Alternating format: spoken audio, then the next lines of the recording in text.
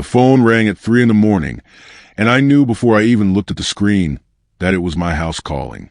Not my cell phone, not some unknown number, but the landline from the house where I grew up, the house I inherited when my mother died 6 months ago, the house I haven't been able to bring myself to enter since the funeral. I let it ring twice before answering because some part of me, the part that still believed in rational explanations, thought it might be a wrong number or a glitch in the phone company system. But when I pressed the phone to my ear and heard nothing but static and the faint sound of breathing, I knew that wasn't true. The breathing was labored and wet, the kind of breathing you hear in hospital rooms when someone's lungs are filling with fluid. And underneath it, there was a rhythmic clicking that might have been a tongue against teeth or fingernails against wood. I said hello 3 times, my voice getting progressively quieter each time. And on the third, hello, the breathing stopped. The silence that followed was worse than the breathing because it felt expectant, like whatever was on the other end was waiting for me to say something specific, some password I didn't know. Then there was a voice, so faint I had to press the phone hard against my ear, and it said my childhood nickname, the one only my mother had used, the one I hadn't heard spoken aloud in over a decade. I hung up immediately and sat in my bed with my heart hammering so hard I could feel it in my throat. The rational part of my brain tried to explain it away as a prank or a coincidence or maybe just a dream. Even though I was wide awake and staring at the call log on my phone that clearly showed a 3-minute call from my mother's landline, I called the number back, and it rang 15 times before I gave up. I tried to go back to sleep, but every time I closed my eyes, I heard that wet breathing and that clicking sound, and that voice saying the name my mother used to call me when I was small enough to believe nothing bad could ever happen. The next morning, I convinced myself I had imagined the whole thing, or at least misinterpreted it. Maybe the house had been broken into, and someone was using the phone. Maybe there was a short in the line that created those sounds. Maybe I had been more asleep than I thought, and incorporated a real phone call into a dream. I was supposed to meet with a real estate agent that afternoon to discuss putting the house on the market, and I almost canceled, but decided that going there in broad daylight with another person present was probably the best way to prove to myself that there was nothing wrong. The agent was a cheerful woman in her 50s who kept talking about the potential of the property and the desirability of the neighborhood, while I walked through rooms that smelled like dust and my mother's perfume. Everything was exactly as my mother had left it. The reading glasses on the side table next to her chair, the half-finished crossword puzzle on the kitchen counter, the calendar on the wall still turned to March, the month she died. The agent kept talking about staging and curb appeal and comparable sales, but I wasn't listening because I was staring at the phone on the wall in the kitchen, the old rotary phone my mother had refused to get rid of even though I had offered multiple times to buy her a modern one. The cord was unplugged from the wall jack and had been since I had unplugged it myself the day after the funeral. Wanted to stop the endless condolence calls from neighbors and distant relatives I barely remembered. I stood there looking at that unplugged phone while the agent asked me about my timeline for selling, and I realized that an unplugged landline can't make calls. I must have made some sound or looked strange because the agent stopped mid-sentence and asked if I was all right. I told her I needed a minute and walked to the bathroom where I locked the door and sat on the edge of the bathtub trying to breathe normally. There had to be an explanation. Maybe I had remembered wrong, and the phone was actually plugged in. Maybe the call had come from somewhere else, and my phone had misidentified the number. Maybe I was losing my mind from grief and stress and lack of sleep. When I came out of the bathroom, the agent was in the living room examining the built-in bookshelves and making notes on her tablet. I walked back to the kitchen and checked the phone, and the cord was still unplugged, lying coiled on the floor like a dead snake. I picked it up and plugged it back into wall jack and immediately heard a dial tone, which was strange because I called the phone company weeks ago to have the service disconnected. I unplugged it again and the dial tone stopped. I stood there for a long moment holding the cord in my hand, and then I heard a sound from upstairs, a soft thud like something being dropped or someone taking a step on the old floorboards.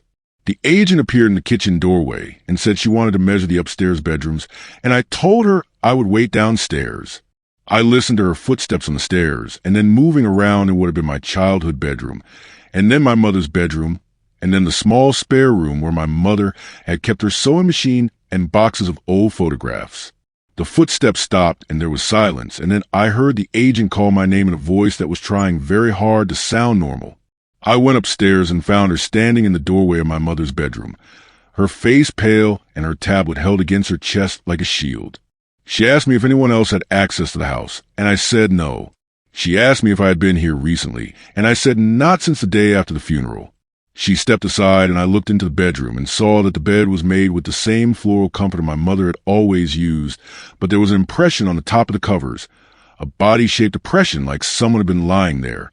The agent said it was probably just the way the covers had settled, but we both knew that didn't make sense because the depression was fresh, the covers still wrinkled and creased in the shape of a person. She said maybe we should reschedule for another day, and I agreed, and we both walked very quickly down the stairs and out the front door. I sat in my car after she drove away and looked at the house where I had lived for the first 18 years of my life, where I had learned to ride a bike and had my first kiss and found out my father was leaving, and where my mother had died alone in her bedroom while I was 300 miles away living my life. The house looked the same as it always had, a modest two-story with blue siding and white trim, and flower beds my mother had planted that were now overgrown with weeds. There was nothing obviously wrong with it, but I couldn't shake the feeling that something inside was watching me through the windows. I drove home and tried to work, but couldn't concentrate. I kept thinking about the unplugged phone and the body-shaped impression on the bed and the sound I had heard upstairs before the agent went up. I called my younger sister who lived 2 states away and told her about the phone call, and she said I was probably just stressed and grieving and maybe I should see a therapist. I didn't tell her about the unplugged cord or the impression on the bed because I knew how it would sound. That night, I couldn't sleep, and at 3 a.m, my phone rang again and it was the house calling. This time I answered immediately and there was no static, just that wet breathing and the clicking sound, and then the voice, clearer now, saying my name the way my mother used to say it when she was disappointed in me. I asked who this was, and the breathing got faster, and then there was a sound like laughter, harsh and gasping, and then words that came out in a rush. The voice said it was cold, and it was dark, and it couldn't find the light, and it needed me to come back to the house. It said there were things in the walls and things on the floor, and things that came at night when everything was quiet. It said my name again and again, and then it said please, over and over until I hung up. I didn't sleep the rest of the night. I sat in my living room with all the lights on and tried to convince myself that someone was playing an elaborate prank, that maybe my sister or one of my mother's friends had access to the house and was trying to scare me for some reason I couldn't understand. But I knew that wasn't true. I knew that voice. I had heard it every day for 18 years. I knew the specific way it pronounced certain words and the slight whistle when it said words with an S sound and the way it got higher when it was upset. It was my mother's voice. When the sun came up, I drove back to the house. I don't know what I thought I was going to do, but I couldn't stay away anymore. I needed to understand what was happening, even if the understanding destroyed me. I parked in the driveway and sat there for 10 minutes gathering my courage, and then I got out and walked to the front door and used my key to let myself in. The house was quiet and still and smelled like dust and decay, and underneath that something else, something organic and wrong. I walked through the downstairs calling out to see if anyone was there, but there was no answer. The kitchen phone was plugged in again, even though I had unplugged it before leaving with the real estate agent. The cord was connected to the wall jack, and when I picked up the receiver, there was a dial tone. I unplugged it again and went upstairs. My mother's bedroom door was closed, and I didn't remember closing it. I stood outside the door for a long time before I opened it. The bed still had the body-shaped impression on it, but now there were other things too. The nightstand drawer was open, and there were pill bottles scattered on the floor. The closet door was ajar, and I could see my mother's clothes hanging inside, swaying slightly as if someone had just brushed past them. I walked to the bed and put my hand on the impression in the covers, and they were warm. I pulled my hand back, and the impression seemed to deepen, the covers sinking down as if something invisible was pressing into them. I backed away and bumped into the dresser, and something fell off and hit the floor with a crash. It was a framed photograph of my mother and me when I was maybe 7 years old, both of us smiling at the camera, both of us looking happy and alive. The glass had cracked and a spider web pattern across our faces. I heard the sound of footsteps in the hallway. slow and dragging, and I wanted to run, but my legs wouldn't move. The footsteps stopped outside the bedroom door, and I heard breathing on the other side, that same wet, labored breathing from the phone calls. The doorknob started to turn, and I finally found my voice and screamed at whatever was out there to leave me alone. The doorknob stopped turning, and there was silence, and then a sound like crying, soft and heartbroken. The voice came through the door, muffled but clear, and said my name, and it said, "I'm sorry," and it said, "Please don't leave me here alone." I don't remember making a decision to open the door, but I found myself reaching for the knob and turning it and pulling the door open. The hallway was empty. There was no one there. But the air was cold enough that I could see my breath, and there was a smell like hospital disinfectant, and something underneath that, something rotting. I walked down the hallway checking the other rooms, but they were all empty. I went downstairs and checked the living room and the kitchen and the basement, but there was nothing, no sign that anyone had been there except me. I should have left then, but I didn't. I sat down at the kitchen table and tried to think. My mother had died of a heart attack in her sleep. The paramedic said she had been dead for probably 6 hours before the neighbor noticed that the newspapers were piling up and called 911. I had driven up as soon as I got the call, but by then her body had already been taken to morgue, and there was nothing left but the empty house and the knowledge that she had died alone. I had always felt guilty about that, about not being there, about not calling more often in the months before she died, about letting my own life become so busy that I only visited once or twice a year. The phone on the wall started ringing. I stared at it, hanging there with the cord unplugged, coiled on the floor, and it was ringing. The sound was impossibly loud in the quiet house. The old mechanical bell inside the rotary phone clanging over and over. I picked up the receiver even though it wasn't connected to anything and held it to my ear and heard my mother's voice, clear and strong and alive, saying my name. I said, "Mom," and my voice broke on the word. She said she was scared and she didn't understand what was happening, and she kept waking up, but it was always dark and she was always alone, and she didn't know where I was or why I wouldn't come see her. I told her she was dead. I said it as gently as I could, but there was no gentle way to say it. I told her she had died 6 months ago and I had buried her, and I was so sorry I wasn't there when it happened, but she was gone now and she needed to let go. There was a long silence, and then she said no. She said she couldn't be dead because she could feel the house around her, and she could feel the bed underneath her, and she could feel the pain in her chest every time she tried to take a breath. She said she had been trying to call me for help, but I never came, and she was so cold and so scared, and why wouldn't I help her? I was crying by then, sitting on the kitchen floor with a disconnected phone pressed to my ear, and I told her I didn't know how to help her. I told her I didn't understand what was happening or why she was still here or what I was supposed to do. She went quiet again, and then she said maybe if I stayed with her, she wouldn't be so scared. She said maybe if I came upstairs and laid down in the bed where she died, she could finally rest. She said, "Please, baby, please just stay with me for a little while." And I heard myself saying okay. I hung up the phone and went upstairs to her bedroom. The impression on the bed was still there, deeper now, almost like a hollow where a body should be. I sat down on the edge of the bed, and then I lay back and put my head on the pillow and stared up at the ceiling.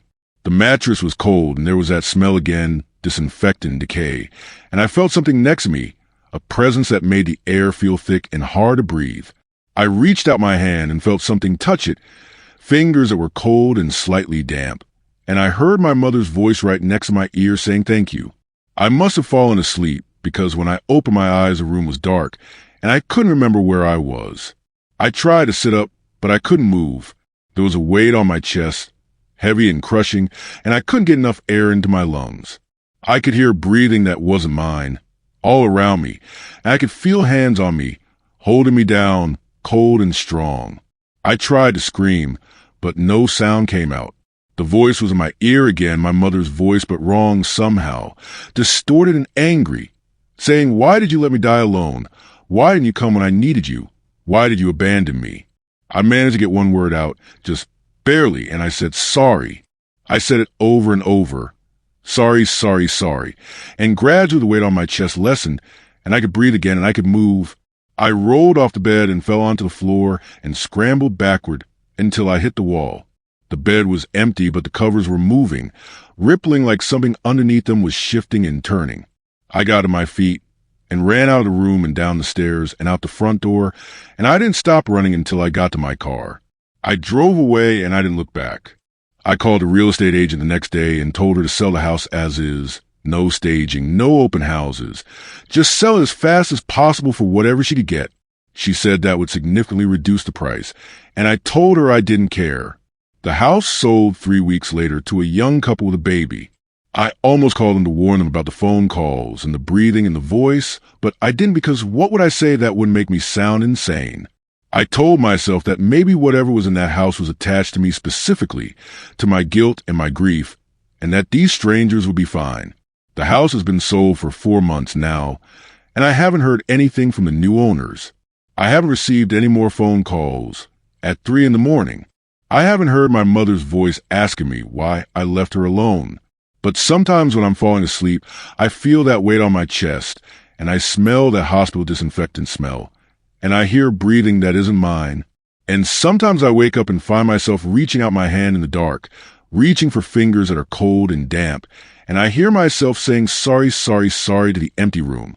I don't know if my mother is at peace now, or if she's still in that house, lying in that bed, waiting for someone to stay with her.